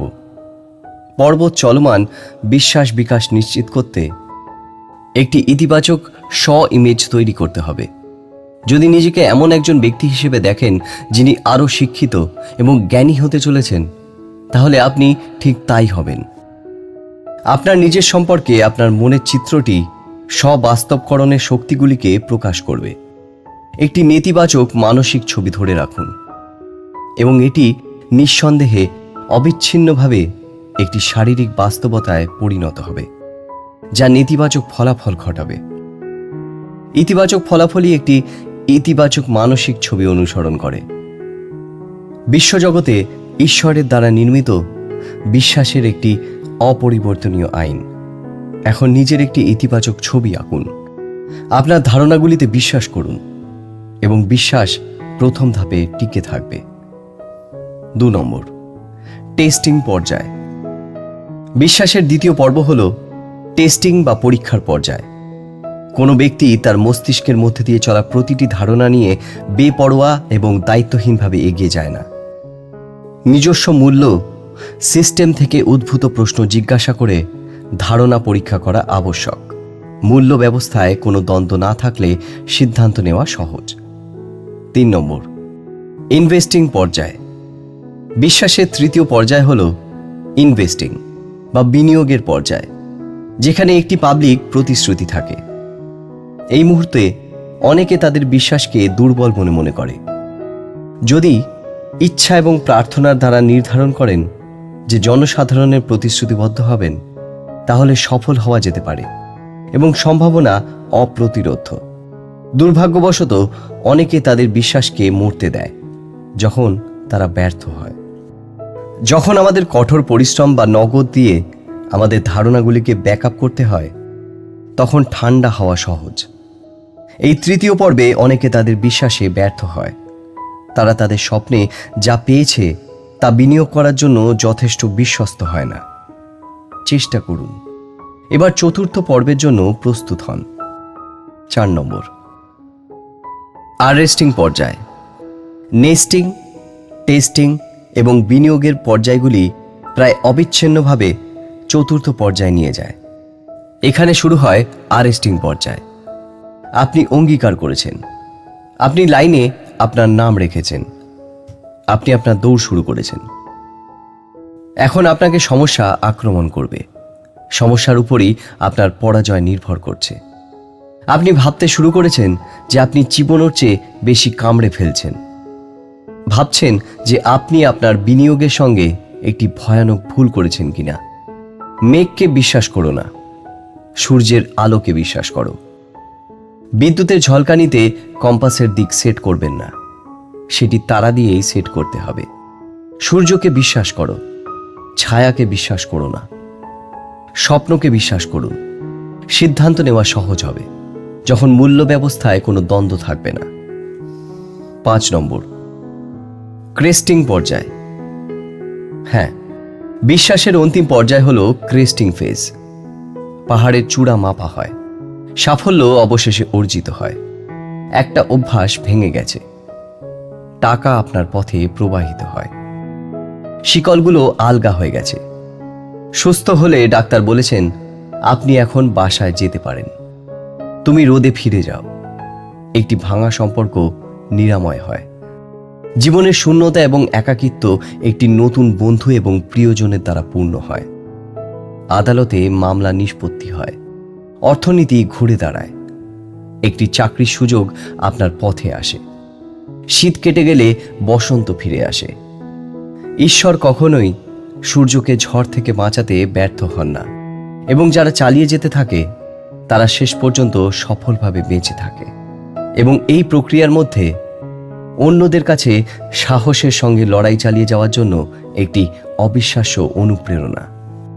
সম্ভাব্য চিন্তা আনতে মনকে মেলে ধরুন, এবং পরীক্ষার পর্যায়ে, বিনিয়োগের পর্যায়ে এবং আরেস্টিংয়ের পর্যায়ে তাদের উপর আস্থা রাখতে প্রস্তুত হতে হবে। যতক্ষণ না ক্রেস্টিং পর্বে পৌঁছানো হচ্ছে ততক্ষণ পর্যন্ত স্বপ্নকে ত্যাগ করা যাবে না।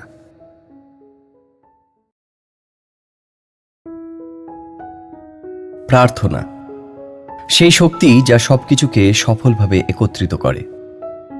এখন কার্যকর জীবনের জন্য কিছু প্রয়োজনীয় চূড়ান্ত এবং সবচেয়ে গুরুত্বপূর্ণ কৌশলগুলো হলো, যদি আগের সমস্ত পদক্ষেপগুলি অনুসরণ করে থাকেন তবে এখন পর্যন্ত আপনার কাছে রয়েছে: 1. আপনার সমস্যাগুলিকে সঠিক দৃষ্টিভঙ্গিতে দেখুন। 2. 12টি নীতি প্রয়োগ করুন সমস্যাগুলিকে ইতিবাচকভাবে পরিচালনা করার জন্য। 3. আপনার পরিস্থিতির দায়িত্ব নিন এবং নিয়ন্ত্রণ করুন। 4. সম্ভাবনা চিন্তা করার জন্য 10টি আদেশ দিয়ে অসম্ভবকে মোকাবেলা। 5. 10টি গণনার মাধ্যমে সাফল্য লাভ করা। এবং 6. বিশ্বাস প্রয়োগ করে আপনার সন্দেহের পাহাড়কে সরিয়ে দেওয়া। কিন্তু এই প্রতিটি পর্যায়ের মধ্যে দিয়ে যে সমস্ত নীতির কথা বলা হয়েছে সেগুলোকে অগ্রাহ্য করে যদি সফল হতে চান তবে অবশ্যই ইতিবাচক প্রার্থনার একটি স্থির এবং অবিরাম অনুশীলন থাকতে হবে। সবশেষে সাফল্য না আসা পর্যন্ত ঈশ্বর কঠিন সময়ের মধ্যে দিয়ে মানুষের জন্য প্রার্থনা করার নির্দেশ দিয়ে থাকেন। কঠিন সময়ে কখনোই স্থায়ী হয় না, তবে কঠিন লোকেরা তা করে। এই রিনিউ শব্দটিকে দেখুন। আপনি এই 5টি অক্ষরের প্রতিটিতে মনে রাখবেন যে কিভাবে নিজেকে পুনর্নবীকরণ করবেন যখনই আপনি অনুভব করবেন যে আপনি বার্ন আউট হতে চলেছেন। আর রিভিউ ইয়োর পাস্ট। আমি কোথা থেকে এসেছি, কি আমাকে চালিয়ে নিয়ে যাচ্ছিল, আমার জীবনে যা হয়েছে তা পর্যালোচনা, আমার কাছাকাছি, সেই সাথে আমার সম্মুখীন প্রকল্প এবং সমস্যা, সেই সঙ্গে আমার গোপনীয় অনুশীলন, জীবন দর্শন, মূল্যবোধ এবং ধর্ম পর্যালোচনা।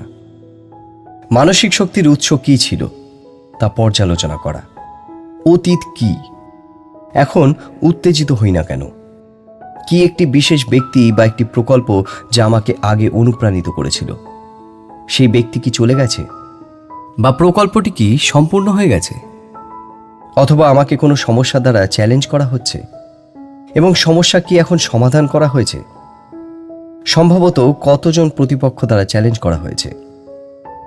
প্রতিযোগিতার মনোভাব আমাকে অনুপ্রাণিত করছে কিনা। সাবধানে আমার জীবন পর্যালোচনা করতে হবে।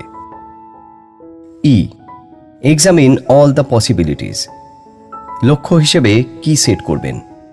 যদি আপনার কাছে অর্থ থাকে তাহলে আপনি কি করতেন? যদি আপনার কাছে শিক্ষা থাকে, যদি আপনার প্রশিক্ষণ থাকে, যদি আপনার পরিচিতি থাকে, যদি আপনার সমর্থন ভিত্তি থাকে, যদি আপনার দলে সঠিক লোক থাকে, তবে আপনি যদি মার্কেটিং সিস্টেমটি পান তবে আপনি কি করবেন? আপনি যদি সময় পান তাহলে আপনি কি করতেন? যদি আপনার কাছে প্ল্যান্ট থাকে, যদি আপনার যন্ত্রপাতি থাকে, আপনি যদি জানেন যে এটি ব্যর্থ হতে পারে না, তবে আপনি কি করবেন? যা ভাবা যাবে তার চেয়ে অনেক বেশি সম্ভাবনা রয়েছে, সেগুলোকে পরীক্ষা করতে হবে। N, name the price you are willing to pay. আপনি কি 2 বা 3 বছরের জন্য স্কুলে যেতে ইচ্ছুক? আপনি অন্য জায়গায় মুভ করতে ইচ্ছুক? আপনি আবার হাঁটার জন্য 6 থেকে 8 মাস শারীরিক থেরাপির মাধ্যমে যেতে ইচ্ছুক? আপনি যে মূল্য দিতে ইচ্ছুক তার নাম কি হতে পারে? E, elect the best possibility no matter what the price. সেরা জিনিস পছন্দ করুন, মধ্যপন্থা এড়িয়ে চলুন।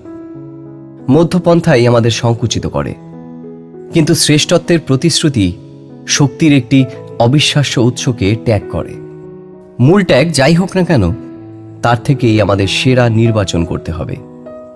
W, wait and work.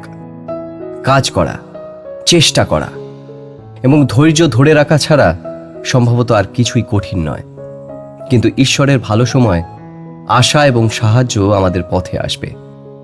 প্রায়শই কারো অপ্রত্যাশিত কর্ড, অপ্রত্যাশিত মন্তব্য বা একটি গুরুত্বপূর্ণ প্রশ্নের উত্তর এক নতুন আবেগময় সূর্যোদয়ের অগ্রগতির দিকে আমাদের নিয়ে যায়। এই প্রার্থনা হলো সেই নাভির কর্ড যা আমাদেরকে অনুমতি দেয় নিজের ভুল ধারণার সাহায্যে এমন উৎস থেকে পুষ্টি আঁকতে যা আপনি একটি অজাত শিশুর মতো দেখতে বা সম্পূর্ণ জানতে বা বুঝতে পারেন। প্রার্থনা হলো সেই শক্তি যা সবকিছুকে সফলভাবে একত্রিত করে। এই প্রার্থনাপূর্ণ মনোভাবের সঙ্গে আজই আমাদের সমস্যার সঙ্গে লড়াই করতে হবে। কাগজের শীট উপায়ও বের করতে হবে। মনের মধ্যে যে ধারণা আসবে তার জন্য নিজেকে প্রস্তুত করতে হবে। নিজেদের একসঙ্গে কাজের জন্য তৈরি করে রাখতে হবে। Alphabets for success. বন্ধুরা, এই চ্যাপ্টারে আমরা ইংরেজি বর্ণমালার 26টি অ্যালফাবেট ব্যবহার করে জীবনের উন্নতি করা এবং শীর্ষে পৌঁছানোর সবকটি পদ্ধতি আয়ত্ত করার চেষ্টা করব। নমস্কার বন্ধুরা, আমি শুভদীপ্ত ভট্টাচার্য, আর আজকে আমরা কথা বলছি tough times never lasts but tough peoples do এই বইটি নিয়ে।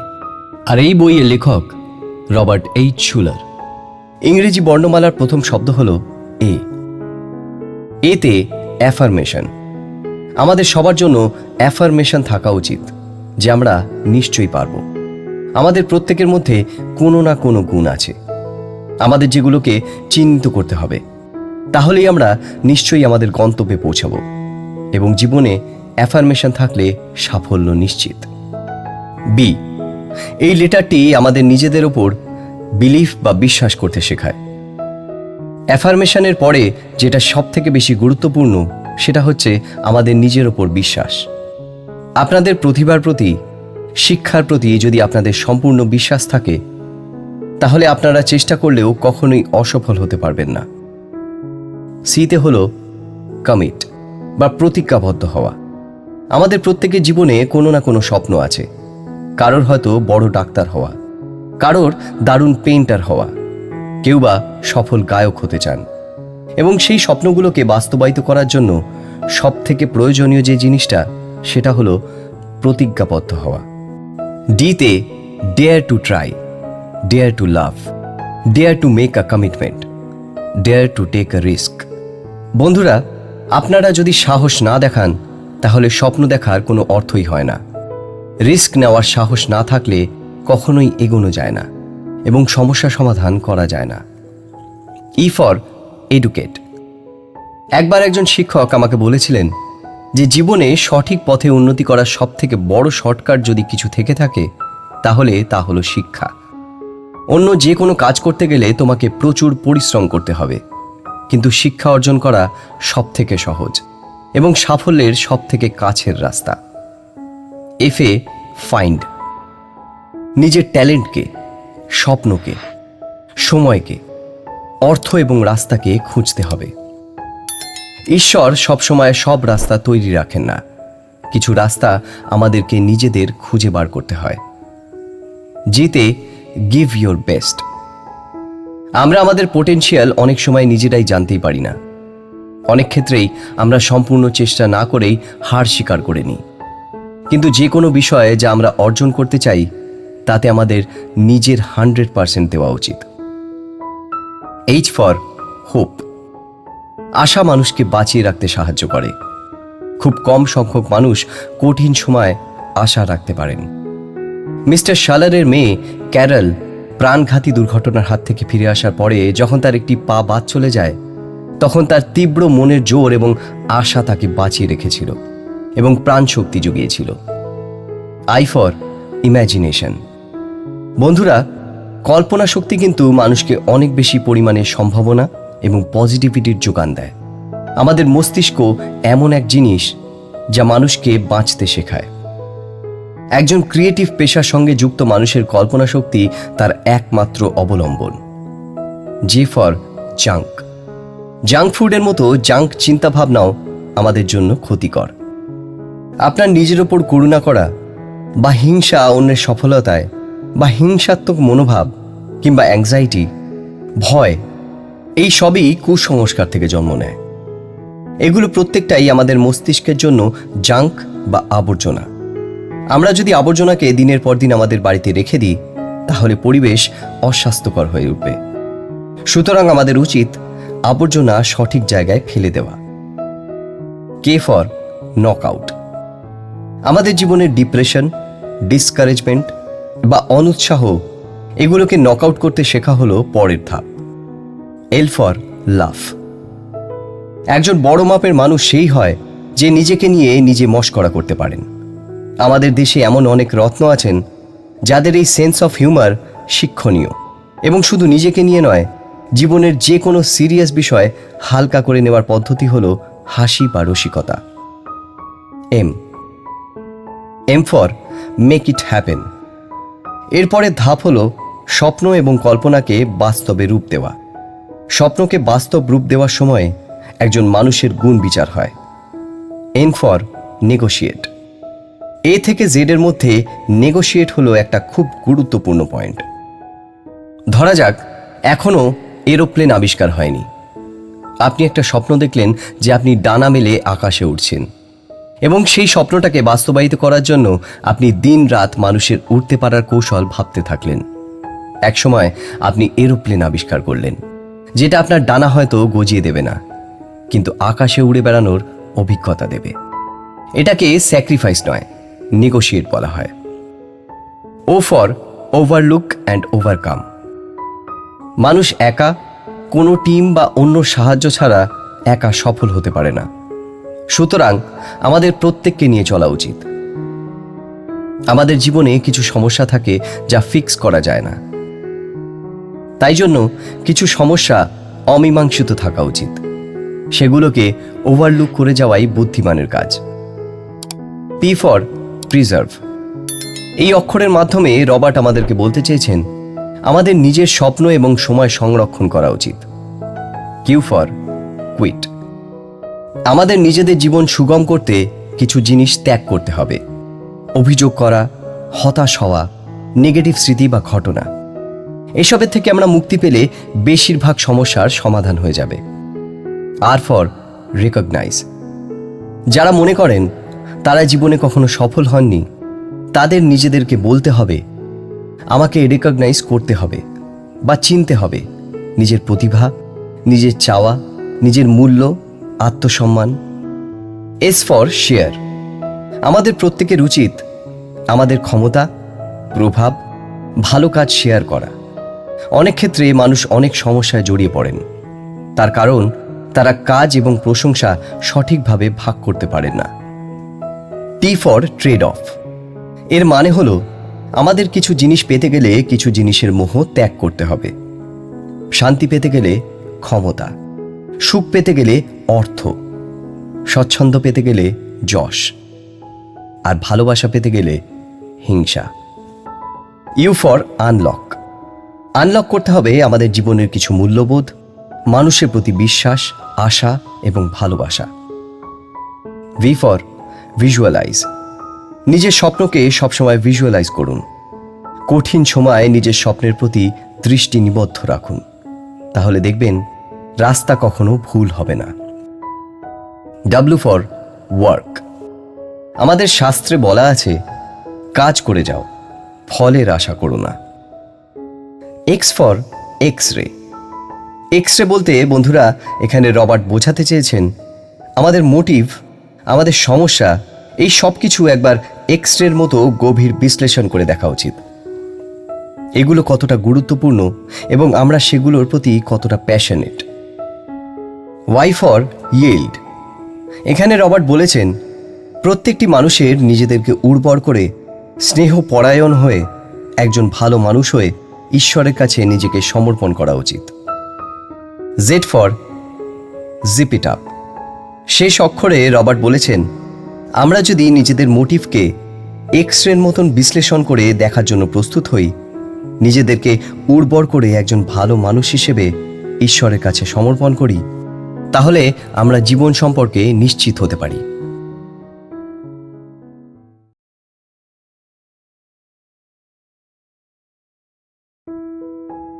শেষ নোট। বন্ধুরা, জীবনে কোনো কিছু অর্জন করা সহজ নয়। অনেক অধ্যাবসায়, অনুশীলন, অভ্যেস এবং পরিশ্রমের পরে একজন মানুষ সৎ পথে দীর্ঘস্থায়ী সাফল্য পেতে পারেন। কিন্তু সাফল্য পাওয়ার অর্থ এই নয় যে আমাদের জীবন সমস্যা মুক্ত হয়ে যাবে। একজন মানুষ বা প্রাণী যতদিন বেঁচে আছে তার জীবনে সমস্যা থাকবেই। একটি পিঁপড়ে যতদিন জীবিত আছে ততদিন চেষ্টা করে যাবে নিজে এবং তার পরিবারকে সুরক্ষিত রাখার, তার খাদ্য সংস্থানের। এটাই তার জীবনের সবথেকে বড় সমস্যা। আপনারা হয়তো বলবেন যে এটা তো একটা জীবিত প্রাণীর প্রতিবর্ত ক্রিয়া। সেটা ঠিকই, তবে একটা ক্ষুদ্র প্রাণী যার জীবন প্রণালী মানুষের তুলনায় 100 ভাগের 1 ভাগ, তার নিশ্চয়ই জব ক্রাইসিস বা শেয়ার মার্কেটের লস, সাংসারিক অশান্তি এগুলো থাকতে পারে না। জটিল সমস্যার জন্য সে প্রাণীটি যথেষ্ট তুচ্ছ। মানুষ সবথেকে উন্নত প্রাণী বলেই মানুষের সমস্যার সংখ্যা অনেক বেশি এবং অনেক গভীর, কিন্তু তা থেকে মুক্তির উপায়ও মানুষের জানা আছে। যদি তা অজ্ঞাত থাকে তাহলে ঈশ্বর সেই সমস্যা থেকে মুক্তি পেতে সহায় হন। নমস্কার বন্ধুরা, আমার নাম শুভদীপ্ত ভট্টাচার্য, আর আজকের বইটি হল tough times never lasts but tough peoples do. এই বইয়ের লেখক রবার্ট এইচ শুলার। লেখকের দেখা এবং ইন্টারভিউ করা প্রচুর মানুষ যাদের জায়গায় আমরা থাকলে হয়তো জীবনের আশাই ছেড়ে দিতাম। ভাবুন, একজন 14-15 বছরের বাচ্চা মেয়ে যে একটি অ্যাক্সিডেন্টে তার পা হারিয়েছে, সে সুস্থ হওয়ার আগেই বলে যে সে সফটবল টুর্নামেন্টে অংশগ্রহণ করবে। বন্ধুরা, আমার মতে তার মনের জোর এবং জেদ হিংসে করার মতো। অথবা ভাবুন সেই পর্বতারোহীর কথা যিনি প্রায় বিকলাঙ্গ, যার পা নেই। এমন মানুষদের আমরা বলি প্রতিবন্ধী। আমাদের দেশে তথা পৃথিবীর সব দেশে বাসে, ট্রেনে, যে কোনো লোকাল ট্রান্সপোর্টে এদের জন্য রিজার্ভেশন থাকে। তবু কিছু মানুষ এই প্রতিবন্ধকতাকে অস্বীকার করে, এই প্রতিবন্ধকতার কাছে বশ্যতা স্বীকার না করে জীবন এবং পৃথিবীতে চ্যালেঞ্জ ছুড়ে কিংবদন্তি সৃষ্টি করেন। সোশ্যাল মিডিয়ায় আমরা প্রতিনিয়ত দেখতে পাই কিছু মানুষের অসাধারণ কীর্তি, অসাধারণ প্রতিভা। নানা প্রতিবন্ধকতা সত্ত্বেও কিছু মানুষ অসম্ভবকে সম্ভব করে দেখিয়েছেন। একজন মানুষ যার হাত নেই, তিনি অসাধারণ দক্ষতার সাথে পিয়ানো বাজাচ্ছেন, থুতনি এবং হাতের শুরু অংশ দিয়ে। পা দিয়ে গিটার বাজাচ্ছেন, গাড়ি চালাচ্ছেন। এরকম আরও অসংখ্য নজির আমাদের চতুর্দিকে ছড়িয়ে আছে। বন্ধুরা, আজকের সময় দাঁড়িয়ে আমরা প্রত্যেকেই যথেষ্ট সফল, যথেষ্ট উন্নত। আজকের দিনে যে কোনো মানুষ সোশ্যাল মিডিয়ায় ইন্টারেস্টিং কন্টেন্ট তৈরি করে নিজেদের জায়গা করে নিচ্ছেন। আমরা যারা আনএমপ্লয়মেন্ট নিয়ে কথা বলছি, তাদের হাতে আজকে অনেক অপশন। সুতরাং নিজেদের প্রতিভাকে খুঁজে বার করো, নিজেদের মধ্যে পজিটিভিটি এনে হাল না ছেড়ে চেষ্টা করে গেলে যে কোনো মানুষ তার স্বপ্ন, তার লক্ষ্য অর্জন করতে পারবে। রবার্ট যখন তার ক্রিস্টাল ক্যাথিড্রাল তৈরি করেন, তখন তার সামনে প্রচুর বাধা বিপত্তি আসে। একটি সৌধ তৈরি করা এবং তার জন্য প্রাথমিকভাবে জায়গা, নানান লিগ্যাল সমস্যা তো আছেই, আর তার থেকে বড় সমস্যা স্ট্রাকচার। কাঁচ দিয়ে তৈরি একটি বিশাল বিল্ডিং। রবার্ট নিজের স্বপ্নের উপর ভরসা রেখেছিলেন, ঈশ্বরের ওপর বিশ্বাস ছিল তার। তিনি আশাবাদী ছিলেন। তিনি জানতেন কোনো স্বপ্নকে একটা মানুষ যদি বাস্তবায়িত করার আপ্রাণ চেষ্টা করে, তাহলে ঈশ্বর সর্বদা তাতে তার সঙ্গী হন। সেক্ষেত্রেও হয়েছিল। প্রত্যেকটা মানুষের ক্ষেত্রেই তিনি সহায় হন। তিনি বলেছেন, প্রত্যেকটি মানুষ ঈশ্বরের সন্তান এবং সন্তানকে ঈশ্বর কখনোই হতাশ করেন না। কোনো মানুষকে ঈশ্বর যদি কিছু কম দিয়ে থাকেন, তাহলে অন্যদিকে তার গুণ, তার বৈশিষ্ট্য দিক থেকে তাকে পুষিয়ে দেন। যদি আপনারা কখনো সমাধানের অযোগ্য কোনো সমস্যায় পড়ে থাকেন, তাহলে ভরসা হারাবেন না। ঈশ্বরের ওপর ভরসা রাখুন, বিশ্বাস রাখুন, নিজের ওপর ভরসা রাখুন। অনেক মানুষ আছেন যারা জীবনে আরও বেশি সমস্যার মধ্যে দিয়ে যাচ্ছেন। বন্ধুরা, আমার মতে আমরা কেউই কখনোই সবচেয়ে সুখী বা সবচেয়ে দুঃখী হতে পারবো না। সুতরাং নিজেদের দুঃখকে পর্বত প্রমাণ মনে করার কোনো কারণ নেই। সমস্যাগুলোকে প্রাধান্য না দিয়ে কিছু সমস্যা সেই অবস্থাতেই রেখে দেওয়া ভালো। আমাদের নিজেদের স্বপ্ন চরিতার্থ করতে মনে জেদ রেখে কাজ করে যেতে হবে। সকলকে ভালোবাসতে হবে, সম্মান করতে হবে এবং তার সাথে নিজেদের মনকেও অগ্রাহ্য করলে চলবে না।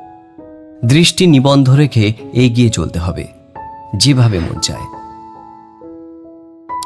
নমস্কার বন্ধুরা, আমি শুভদীপ্ত ভট্টাচার্য, আর আপনারা এতক্ষণ শুনছিলেন রবার্ট এইচ শুলারের লেখা বই টাফ টাইমস নেভার লাস্টস বা tough peoples do audio book summary.